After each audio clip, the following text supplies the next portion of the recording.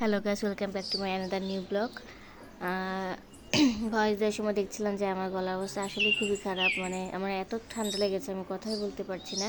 এই জন্য আমি আন্তরিকভাবে দুঃখিত। ঘরের কাজ করতে করতে আপনাদের সাথে কিছু কথা শেয়ার করব।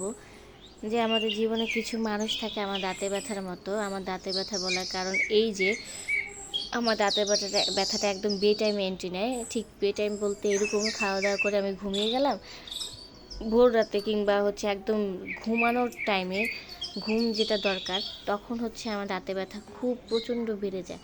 তো বেড়ে যাওয়ার পর আমি প্রথমে উঠে পর পেস্ট লাগিয়ে রাখি, বা অনেক সময় গরম পানির মধ্যে হালকা লবণ দিয়ে কুলকি করি। ইভেন আমার যখন দাঁতে ব্যথাটা একদম কমছে না, তখন আমি পাওয়ারফুল পেন কিলারও খাই। তো পেন কিলার খাওয়ার পরও 2-3 ঘন্টা লেগে যায় আমার দাঁতে ব্যথা কমতেই। তো এতক্ষণে আমার ঘুমের 12টা বেজে গেছে। তো যখন দাঁতের ব্যথাটা কমে যায়, তখন আমি ভুলে যাই যে কিছুক্ষণ আগে কিন্তু আমি এই মুহূর্তটা পার করছি, এত তীব্র ব্যথা ছিল।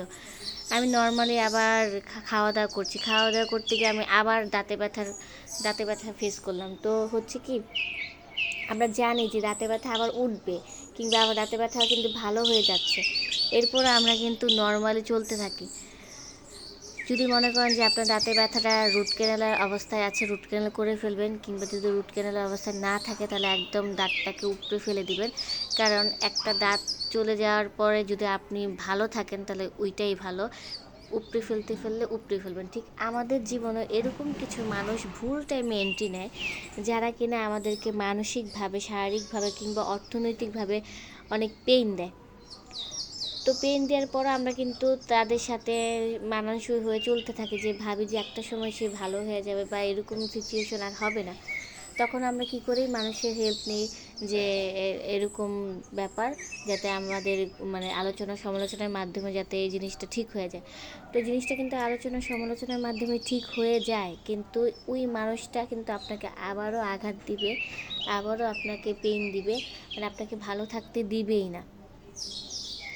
তাহলে এটা কি হলো, ওই যে মানুষের সাহায্য নিয়ে আমরা আলোচনা করে, বৈঠক করে তাদের সাথে কিছুদিন ভালো থাকলাম, এরপরে আবার যেই যেই জিনিস সেটাই হয়ে গেল, তাহলে তো দরকার নেই।